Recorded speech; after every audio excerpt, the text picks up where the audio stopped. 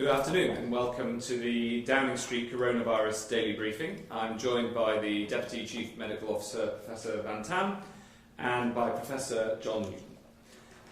At the heart of our plan is ensuring that NHS capacity is always ahead of need. This means that if you or someone you love needs hospital care with COVID-19, then you will always get that care. If, God forbid, you need care in an intensive care unit, then you will have that bed and the life-saving equipment and team that you need. The latest figures show another record high of 2,963 spare critical care beds available across the NHS. We said at the start of this that our primary goal in our battle plan was to slow the spread and protect the NHS by flattening the curve and increasing capacity. That plan is working. At no point in this crisis has anyone who could benefit from critical care been denied that care because there weren't enough staff or beds or ventilators to treat them. But there is much further to go. On the most recent figures, 535,342 tests have now been carried out in the UK, excluding Northern Ireland. Of these, 129,044 have tested positive. The number of patients in hospital with COVID-19 symptoms is now down to 17,681. 17,366 people have sadly died in hospital, which is an increase of 852. This number is another salutary lesson, and it tells us of the deadly nature of this virus. We owe it to them and to ourselves not to throw away the progress we've made so far.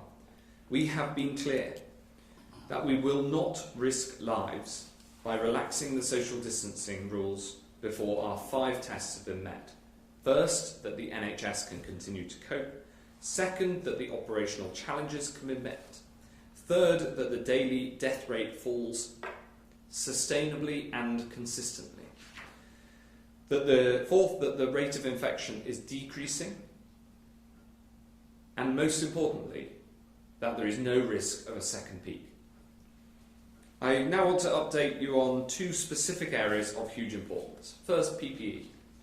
Protective equipment delivery is an operation of unprecedented scale and complexity. Since the start of the crisis, we've now delivered over 1 billion items of PPE. We're constantly working to improve that delivery system, buying PPE from around the world and working to make more here at home. We have a diverse range of suppliers, and we're working day and night to expand that supply base. We're in direct talks with the factories that actually produce the PPE and the fabric that it's made of. This has proved one of the most fruitful avenues, and I want to especially thank my Foreign Office and DIT colleagues, especially in China, for the incredible work making these connections. I also want to thank the enormous response we've had from our appeal for companies to come forward to help replenish the stocks. As of yesterday, we've had 8,331 offers of PPE equipment, and we're investigating each and every one of those many leads. Now, of course, some of these leads have led to very large-scale purchases of many millions of items. But the reality is that not each of them, not everyone who approaches us can deliver on their offers in scale. I'm very grateful to all those who have come forward, and we are now actively engaged with thousands of these companies, and I can announce that we're working with 159 potential UK manufacturers which are starting to come on stream. I've said many times that I am determined to get people the PPE that they need. This is a 24/7 operation. It's one of the biggest cross-government operations I've ever seen.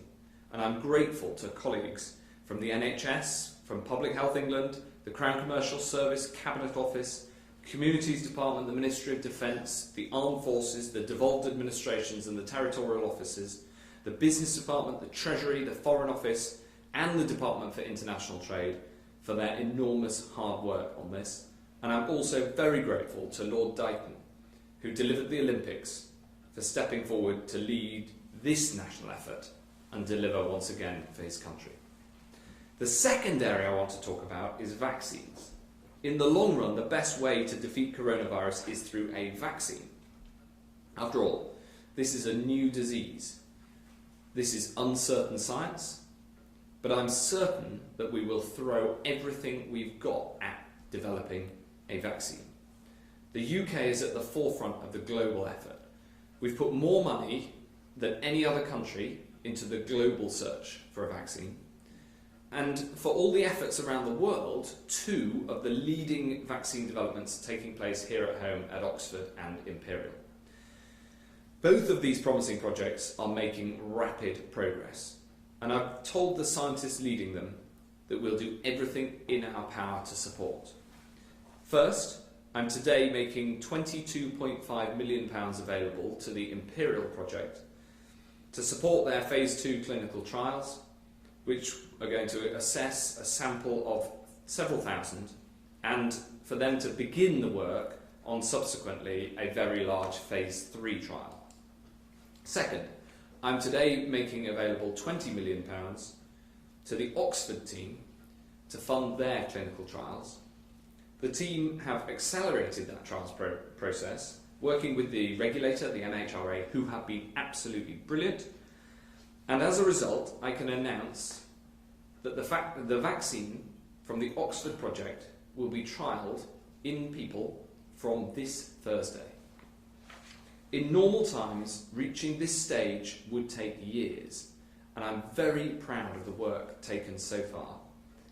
At the same time, we'll invest in manufacturing capability so that if either of these vaccines safely works, then we can make it available for the British people as soon as humanly possible.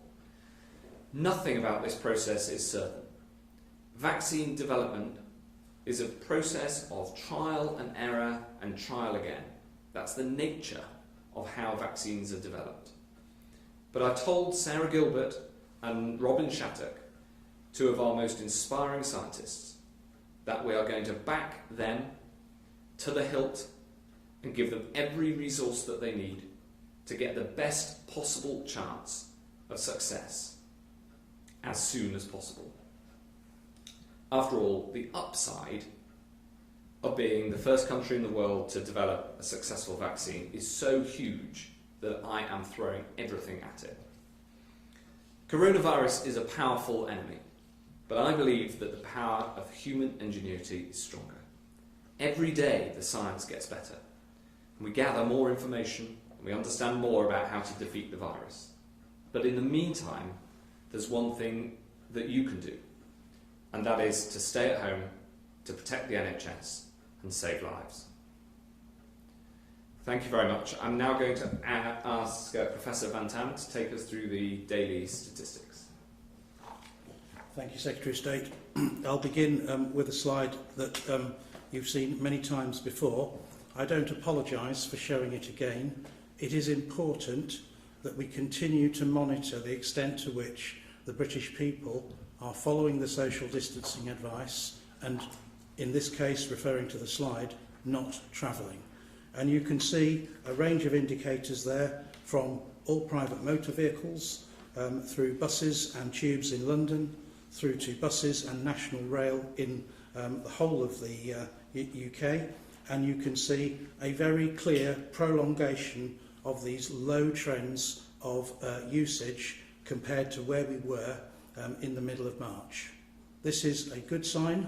It shows that we are continuing to follow the advice given to us by the government, and that in doing so we will get on top of the current wave of the coronavirus threat, and we will begin to turn the curve. Next slide, please.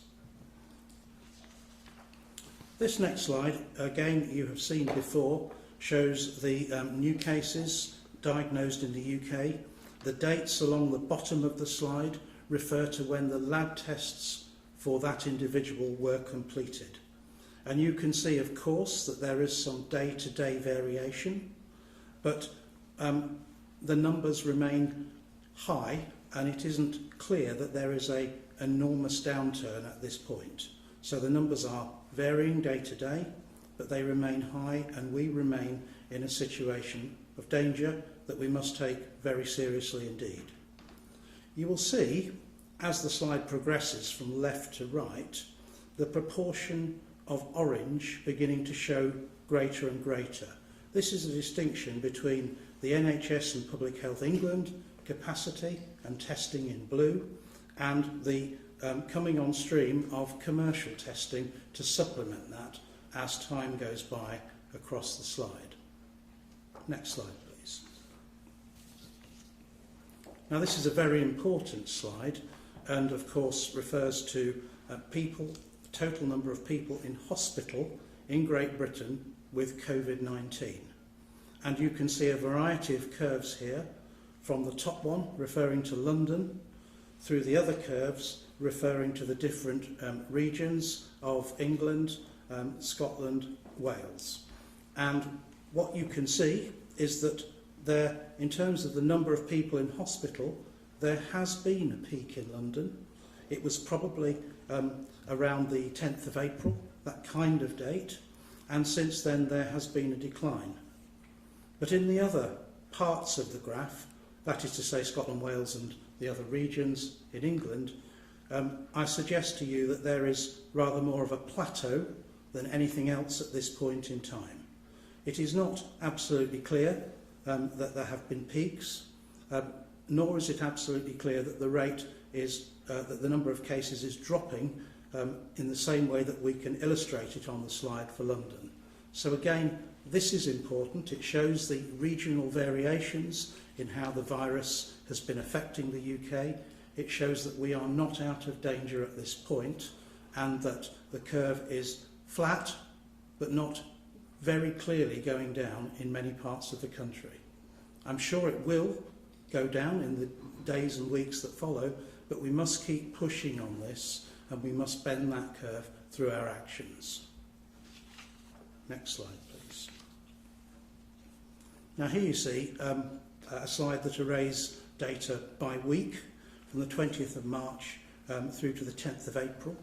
And it shows you, first of all, deaths in hospital from COVID-19.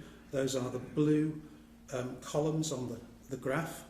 And those are by date of report in the hospital. And the orange bars show the all-weekly registered deaths registered to the Office for National Statistics, and those are by date of registration.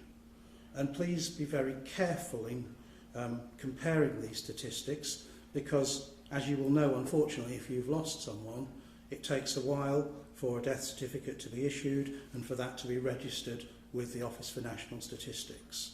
So there is inevitably some difference between those two bars, and we are not comparing apples with apples. We're comparing apples with pears on this particular slide. But it does, I hope, help you understand the trends in the mortality data, and we need to see that turn. We'll have to wait a little longer, but we need to see that turn. Thank you. Finally, I will show you a slide I've shown you before about global death comparisons. Again, as I've said before, the slide is indexed on time point 0 when a country declares its first 50 cumulative deaths. Now, for almost all of the countries on this slide, the reporting, as in the UK, has been for hospital deaths. And you can see there that there are broadly three patterns: the United States on its own, the European countries other than Germany in the middle of the pack, and some outliers who've had very low rates of death. On the slide, if you look carefully, you will see a curve for UK hospitals only, and a UK all settings, which is lagged further behind, which includes all of the deaths reported to the ONS. but you will see that they are on the same trajectory within the same framing of those middle countries. These are important comparisons, but what will be really important in the future, and we do not yet have those data, are international comparisons of excess deaths, particularly across Europe, where a pretty standardised methodology is used for counting excess deaths. But those data take time to assemble, and I don't have them for you today. Thank you, Secretary. Okay, thanks very much indeed, Jonathan. First question is going to be from Laura Koonsberg at the BBC. Thank you, Secretary of State. Just on PPE, this was declared a pandemic well over a month ago. Why is the government still having to scramble now to get our health workers the equipment they need, and allowing UK firms we've been hearing from today, who could supply British hospitals and care homes, to sell their products abroad? Well, as you know, Laura, we've been pushing at making sure that we get PPE to the front line, to the people who need it, since right at the start of this crisis, and especially since the big increase in demand about a month ago. We've now shipped over 1 billion items, and we're also at the same time replenishing the stocks on a 24/7 basis, and I've described something of the operation to do that. And we bought a huge proportion of that from overseas, and that will continue to make sure that alongside making more PPE here, we also buy it from the big producers, especially in China. And that's where the big numbers are, making sure that we get that PPE into the country, out to the front line where it's needed. Can I come back in? Okay. But, you know, day after day we're hearing from people on the front line that they do not have enough. I mean, how do you explain the gap between what you were saying about getting everything in place and what people who are working on wards or working in care homes are actually experiencing? And why did ministers suggest there was some kind of mix-up about not taking part in the EU scheme to get medical kit, when the most senior civil servant at the Foreign Office said this afternoon it was a political decision, to use his phrase? Well, I haven't seen that exchange, but I have spoken to the Foreign Secretary, and as far as I'm aware, there was no political decision not to participate in that scheme. When we did receive an invitation in the Department for Health, because it came to the Department for Health, it was put up to me to be asked, and we joined. So we are now members of that scheme. However, as far as I know, that scheme hasn't yet delivered a single item of PPE. So I think the most important thing that we concentrate on is what are the offers that can get us the most PPE to be able to get it into the country, to be able to manufacture it here, and to be able to then get it out to the front line. And we're doing everything we possibly can to make that happen. Robert Peston, ITV.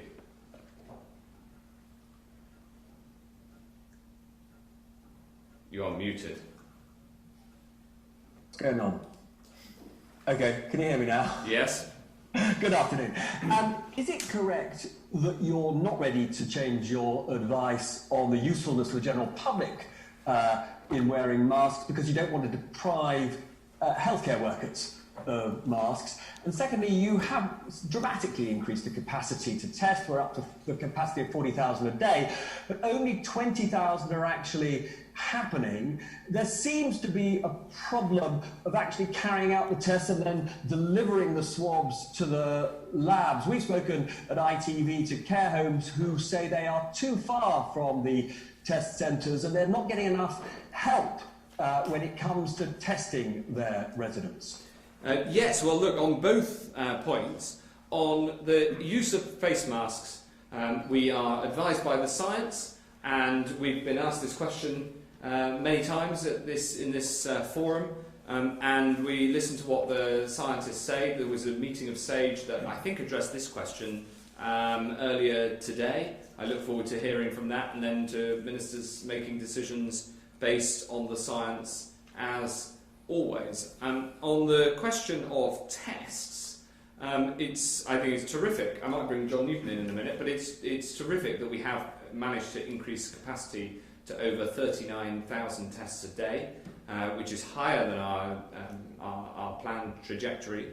Of course, having excess capacity means that we can then expand who that capacity can be used by, and also, exactly as you say, increase the availability to more people, make it easier to access. So one example is that we have introduced home testing, where a test can be sent out and taken and then returned, so that the individual doesn't need to move. And obviously home testing will be particularly helpful to those living in care homes, for whom, exactly as you say, a trip to a drive-through testing centre might be a difficult thing to do. John? Yeah, thank you, Secretary of State. So yes, capacity has gone up dramatically, and in fact is going to continue going up a lot quite soon. So we can now say we are meeting the requirement in hospitals. We're also meeting the requirement to test NHS and care staff with the drive-in centres. We've tested over 100,000 staff, and many of those have gone back to work, and in fact NHS sickness absence rates are now falling as a result, so that's very good news. We're now progressively expanding the access, so you're quite right, the drive-in centres are not necessarily ideal for people working in a distributed system like the care sector. So although access is available in NHS labs and NHS settings, which is very widely distributed, we're piloting a number of different ways of getting tests out to people, both directly sending swabs to care homes, also, Secretary of State mentioned testing at home, and also mobile delivery. So there are a number of ways we can get the swabs to the people rather than expecting the people to come to the swabs. Does that satisfy you? Well, it was just, if I could just ask, I suppose Jonathan Van Tam would be best on this. Is the priority when it comes to face masks, frankly, healthcare workers, and that although there may be a case for the general public using them at some point, this would just not be the right moment? Thank you for the question, Robert. I think I'd kind of reply on 4 points. The first thing to say is I have always said to you that we will keep the evidence under review, and we are absolutely doing that. I have also said to you that we will change if we feel that the evidence is driving us that way, and we will advise ministers accordingly. SAGE has indeed met today and discussed personal protective equipment, and advice will go to ministers in due course. And I'm not going to comment about that any further today, nor would you expect me to. What I can say is that there is an absolutely enduring principle here that SAGE places great value and prime importance on never jeopardising the supplies of PPE to our health and social care workers. And that is a line we are not going to cross under any circumstances. Thanks, Robert. Victoria McDonald, Channel 4. Thank you, Secretary of State. Just back on PPE, we have talked to a number of suppliers and distributors who have talked a lot about the obstacles they've faced of getting through the procurement system. So they will send an email, they will make a telephone call, they don't hear back, then they'll be asked questions they've already answered. Are you satisfied that you are somehow going to clear away those obstacles so that you can increase the supply? And secondly, we've heard a lot of numbers over the past few weeks, and today you've just talked about 1 billion items of PPE. Now that sounds a lot, but quite clearly it's not enough. Do you have any idea about what enough would be? Well, yes. I mean, the answer on how much is enough PPE is enough to get it what is needed, according to the guidelines that have been clearly set out by Public Health England, to everyone who needs it, and it is in the billions of items per month. I mean, it is the numbers of items that are needed are absolutely vast. And hence the need both to manufacture it at home and also to buy it from abroad. We're always trying to improve the processes that we have in place to make purchases. I think it's been it's been very encouraging, the number of UK companies that have come forward. But we have had to make sure that we sort out the credible offers from those that are not. We've had some offers, for instance, that have come from companies where, upon investigation, the company has only just been formed in the previous day or two before coming and asking for a cash deal with the government. And so you'll understand that there has to be some process in there. Nevertheless, we want to engage with all of those companies who can help us in this national effort, and we are accelerating the progress of getting back to all of those companies with a substantive response to their offer. This is a fast-moving market because essentially the problem on PPE is that there is a global shortage. There's more demand across the world than there is supply, and that means that we need to be as nimble as we possibly can, and crucially, as much as possible, get right to the source of the PPE, which is often in factories in Asia, including in China, rather than going through middlemen, which can seem attractive on the surface, but actually if you get directly to the factory owner, then you get a more secure supply. So it is a complicated picture. And none of this takes away the importance of delivering on this agenda, or the resources and the support that we're throwing at it. Daniel Wootton, Talk Radio. Good afternoon, Secretary of State. A report by the EU agency, the European External Action Service, to be published this week, concludes that official and state-backed Chinese sources are behind the spread of conspiracy narratives designed to exonerate the Chinese government over coronavirus. The report will say China has run a global disinformation campaign to deflect blame for the outbreak of the pandemic. What is the UK government doing to stop these Chinese disinformation campaigns? Well, I haven't seen that report, and I haven't seen any evidence of what you describe, but we have seen, more broadly, disinformation, and disinformation being put about, especially on social media, and tackling that is incredibly important, because what the public want and what the public should be able to expect is high-quality information, highly factual, even in this uncertain environment, because we're still learning about the disease, to be able to be as clear and transparent as possible, and for the government to describe which information we think is we have high confidence in, and to be able to explain the conclusions we reach from that information. And so tackling disinformation is an important part of it, but I'm afraid I can't comment on the specific piece that you refer to. Chris Smith from The Times.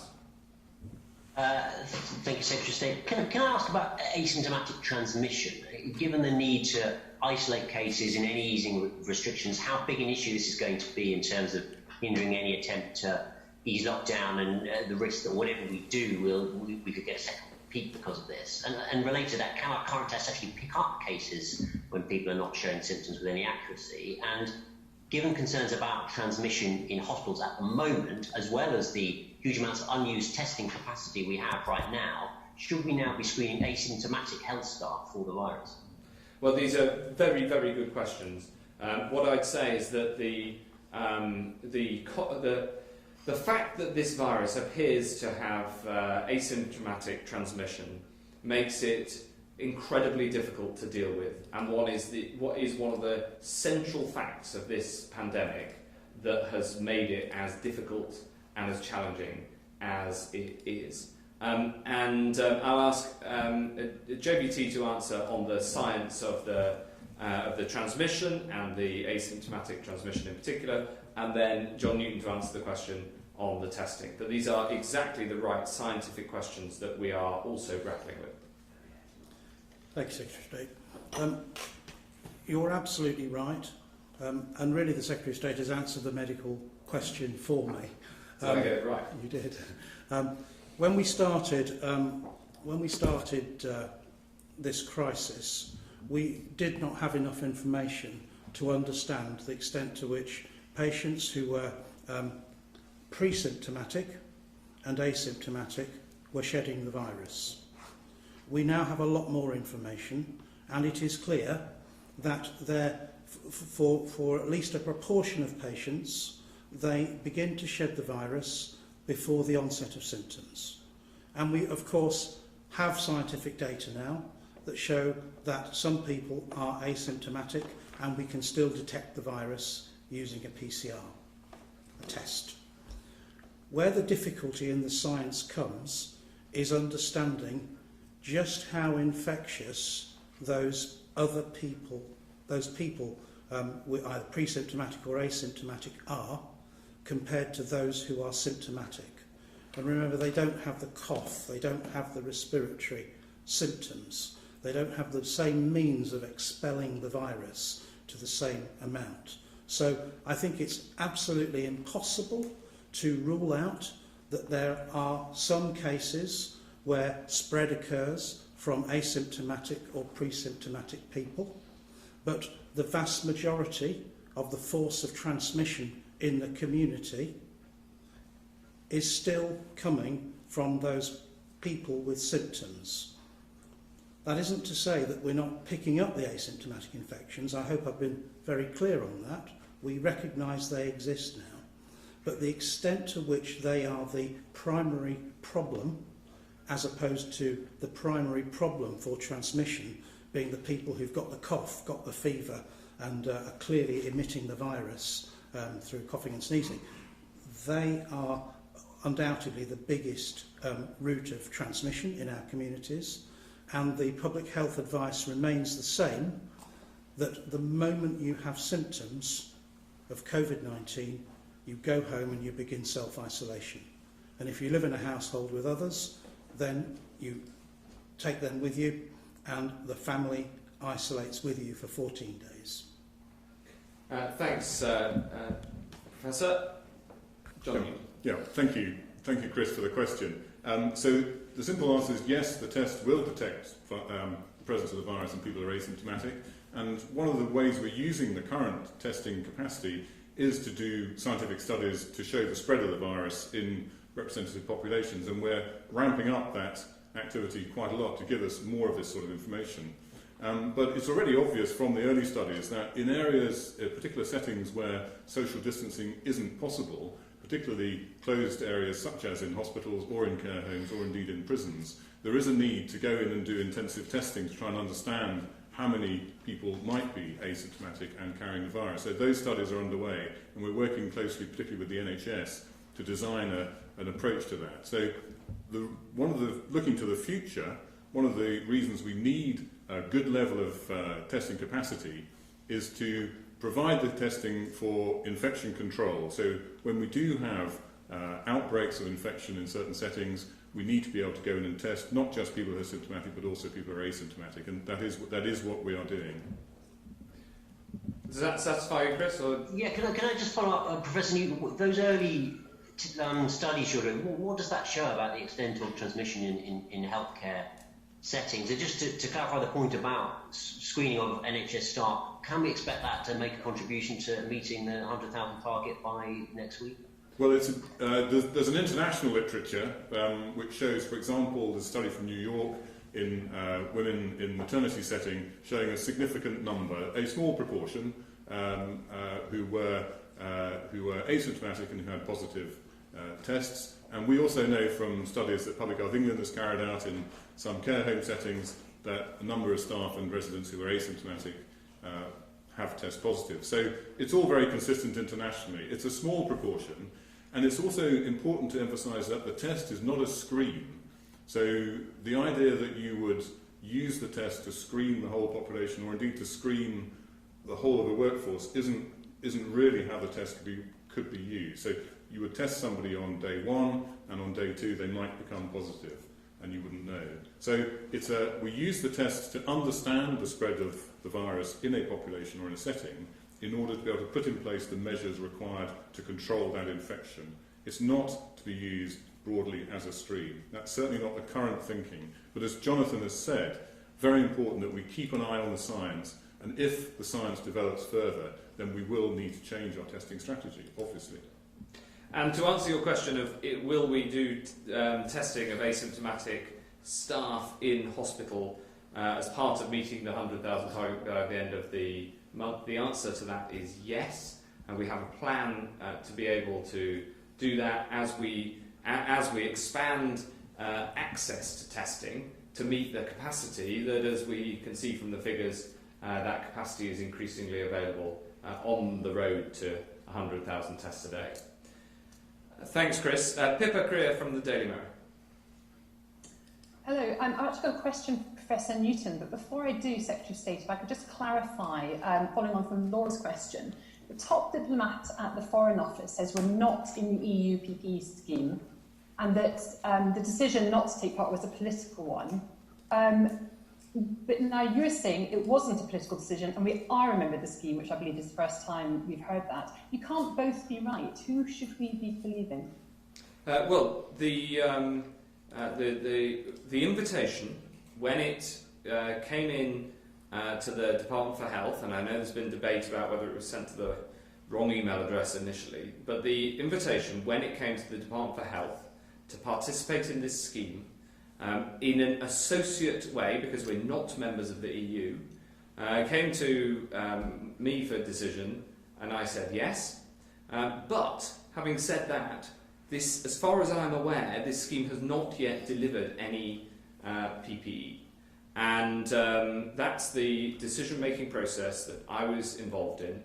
There was a recommendation, and I took the decision in the normal way. That's the long and short of it. But the impact of this on our ability to deliver PPE is zero. There's no impact at all because the scheme has not yet made anything available. John, the first, yes. You haven't asked the question yet. I haven't asked the question yet, Right. Professor Newton. It's a different subject, actually, on airports. Hundreds of thousands of people continue to arrive in the UK each week, airports and ports. And countries like Japan and Italy have introduced temperature checks and other forms of screening weeks ago, and in some cases have quarantine restrictions in place for new arrivals. Just wondering why we haven't followed a similar route, and whether it's something that we might yet consider. Well, it's a larger question, really, about how we respond in the future to the pandemic, and I think I'm going to pass that one to Jonathan, because these are exactly the sort of questions that SAGE are considering. So, with port of entry screening, there is a basic problem that the length of a flight from a far-flung place to the UK is typically no more than 12 hours. I think we'd agree on that. But the problem is that people can be infected before they get on the flight, and the incubation period for this virus is up to 14 days. And it's typically 5 days. So I can fly back from, well, you choose the country, wherever you like, on a long flight, and I can become infected in that country before I get on the aircraft. And I will sail through Heathrow with absolutely no symptoms at all. I'm not being untruthful, there's nothing to declare. I won't have a fever, I won't be picked out. But when I get back to my home in the north of England, at that point, I may develop symptoms a few days later and go, oh, I don't feel too well. And clearly, the port of entry screening hasn't worked. So that's the basic mathematical problem that goes with it. Right now, though, we are in a situation where you've seen from the slides that I showed to you that there is widespread transmission in the UK. We are turning that down. It is clear we are turning it down. But it is still there, and it has not gone away. And so the proportion of new cases coming in from abroad, even if flights were operating, would be minuscule compared to the amount of force of infection currently still moving around in our societies in the UK. And that, I hope, gives you a bit of context for the here and now. We do, at some point, hope that we turn this curve down, and that we then start to think about how and when and how carefully we begin to think about easing some of the restrictions we're under without letting this virus just chase off again. And that's a really difficult balancing act.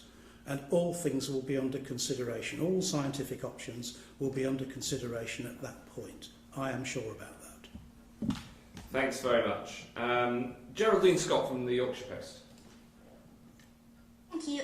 Yorkshire's own Captain Tom Poor has opened the NHS Nightingale Hospital in Harrogate today, but ministers have taken the decision during this crisis to close the Veterans UK helpline, which helps many like him. So will you consider opening that again to help others like Captain Law as the impact worsens? And secondly, some NHS staff are being threatened with referrals to their professional or regulatory bodies for speaking out about the crisis, whether it's PPE or how it's affecting them personally. Secretary of State, is it right for NHS trusts to be doing this? And can you guarantee that no NHS or social care workers will be punished for raising legitimate concerns publicly? Well, yes, of course, people should be able to talk about the problems that there are, and indeed they do. I've seen both fantastic examples of people saying that they're working hard and celebrating the fact that they're celebrating the wrong word of going public with the work they're doing and the conditions that they're working under. And I've also seen some people, for instance, saying that they're delighted that there's good PPE, and we've also seen people saying that there's a problem in their area, and I think that's totally normal and standard, and people should feel free to talk about what happens at work. I think that transparency is important, and it's the sort of approach we've tried to take as a government, including with press conferences like these. In terms of the Veterans UK point, I'm afraid I'll have to take that away and make sure that somebody gets back to you on the details of it, because it's an important area, but it's not one that I've got a direct answer to today. Thanks. Finally, Alistair Smout from Reuters. Hello, thank you. Secretary of State, you say the plan is working. Yesterday, PHE Medical Director Yvonne Doyle said stats showed about 10% of total COVID-19 deaths taking place outside of hospitals. The ONS figures published today said the number could be about 40% higher than the daily hospital figure. And it is clear now that the UK's death toll could match or even surpass Italy's to make it the worst hit country in Europe. So it feels like, at least compared to large parts of Europe, the plan isn't working. Who has ultimate responsibility for that? Well, thanks for the question. What I'd say is that on the factual points, you've got to. It's important to get the analysis of those right. I've seen this 40% figure, and I asked the team about it before coming here, and that is not an accurate representation of those figures. In fact, Professor Van Tam took us through the important differences between how we measure hospital deaths in hospitals, which we can get that data daily, and so it's incredibly important for tracking as soon as possible what's happening in terms of the impact of this disease, with the ONS data, which is measured in a different way. And if the slides can come up again, we can bring the slide up which shows that gap, which is around between 20 and 25% in the latest data. All of these information are important, of course they are, and we take as much information as we possibly can into account when we make decisions. And then on the second point of the international comparison, it's very important again to look at that and take into account the size of the country and the different characteristics of the different countries. So looking per population is the right way to look at those information. The final point I'd make is that at the start of this crisis, we said that there were two absolutely critical tasks, and they were formed part of the battle plan that we published a long time before the lockdown began, when we published the types of measures we might have to take. One is that we got the exponential nature of this infection under control and brought the curve down.